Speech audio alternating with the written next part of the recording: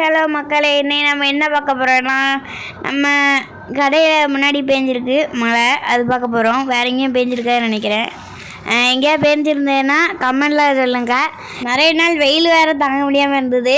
இந்த மழை வெயிலெலாம் தணிச்சிட்டு, அதனால் இங்கே கொஞ்சம் நல்லா கூலிங்காக தான் இருக்குது. அதுக்கப்புறம் ரோடெல்லாம் ரொம்ப வெடிச்சோடி போயிட்டு, அதனால் எல்லோரும் ரொம்ப ஃபாஸ்ட்டாக வீட்டுக்கு போயிட்டுருக்காங்க மழை வந்தனால. எங்கள் கடையில் வேறு இந்த மழை கெடுத்து விட்டு வியாபாரத்தை. ரொம்ப வடையை பார்த்திங்கன்னா குவிஞ்சு கிடக்கும். அதுக்கப்புறம் இங்கே எல்லா வண்டியும் இங்கே தான் ஒதுங்குது.